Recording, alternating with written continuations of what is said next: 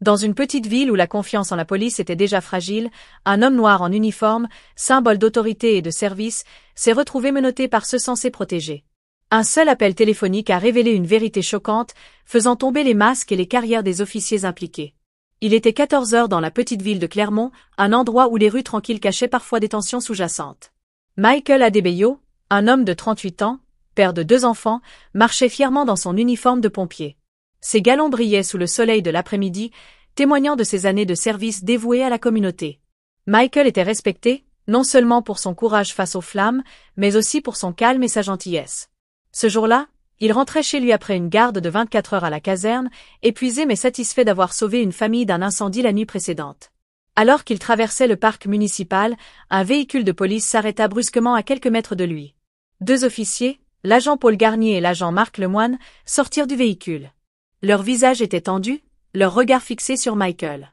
Sans un mot, ils s'approchèrent, leurs mains posées sur leur ceinture, prêts à saisir leurs armes. Michael, habitué à travailler avec les forces de l'ordre lors d'interventions, leur adressa un sourire poli et un signe de tête. « Bonjour, messieurs. Tout va bien ?» demanda-t-il, sa voix calme mais teintée de curiosité. L'agent Garnier, un homme d'une 40aine d'années au regard dur, ignora la question. « Vous êtes qui, vous ? Montrez-moi vos papiers, tout de suite, » ordonna-t-il, son ton sec et autoritaire. Michael fronça les sourcils, déconcerté. « Mes papiers ? Je suis pompier, je viens de finir mon service. Mon nom est Michael Adebayo. » L'agent Lemoine, plus jeune mais tout aussi agressif, s'avança. « On ne vous a pas demandé votre histoire. Papier, maintenant. Et ne faites pas de gestes brusques. » Michael sentit une boule se former dans son estomac. Il n'était pas étranger au regard méfiant ou aux préjugés, mais être interpellé ainsi, en uniforme, dans une ville où il avait risqué sa vie pour les autres, était une première. Il sortit lentement son portefeuille et tendit sa carte d'identité. « Je ne comprends pas ce qui se passe, » dit-il, essayant de garder son calme. « Je suis juste en train de rentrer chez moi. » Garnier saisit la carte et l'examina avec suspicion, comme s'il cherchait une faille. « Vous correspondez à la description d'un suspect signalé dans le coin. Tournez-vous et mettez vos mains derrière le dos. » Unsuspect. Michael sentit la colère monter, mais il la contint. « Messieurs, je suis pompier. Vous pouvez vérifier avec la caserne. Je ne corresponds à aucune description de suspect. » Mais les officiers ne l'écoutaient pas. Le moine s'approcha, les menottes à la main. « Ne discutez pas, ou ça va empirer. » Avant que Michael ne puisse protester davantage, il sentit le métal froid des menottes se refermer sur ses poignets. Un petit attroupement commençait à se former dans le parc.